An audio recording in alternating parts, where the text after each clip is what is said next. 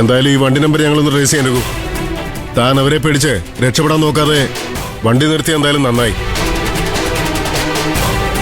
എന്തായാലും കുറച്ചു ദിവസം ഒന്ന് സൂക്ഷിക്കണം.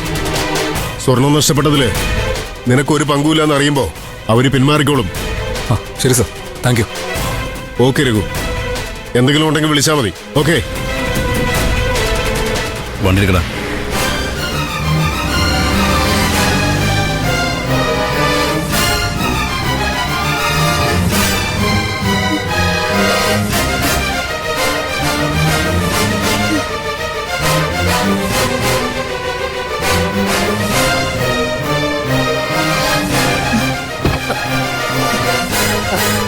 സിഐ സാറിനെ വിളിച്ചപ്പോ അദ്ദേഹം എന്താ പറഞ്ഞേ? അതെല്ലാം പറയാം.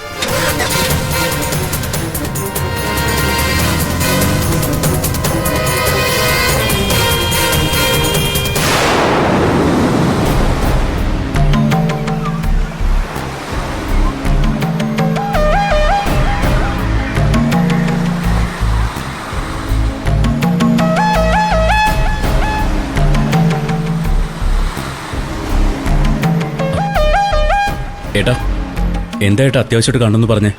എന്തെങ്കിലും പ്രശ്നമുണ്ടോ? എടാ, നമ്മുടെ അമ്മയുടെ ഏറ്റവും കൂടുതൽ ഭയവും ഭക്തി ഉണ്ടായിരുന്നത് എനിക്കാ. അതിന്റെ പേരില് നീ എന്നെ ഒരുപാട് പരിഹസിച്ചിട്ടുമുണ്ട്. ഇപ്പൊ എന്നെക്കാളും മാതൃഭക്തി ആണല്ലോ നിനക്ക്. ഇത് പറയാനാണോ ഏട്ടൻ എന്നെ ഇങ്ങോട്ട് വിളിപ്പിച്ചത്?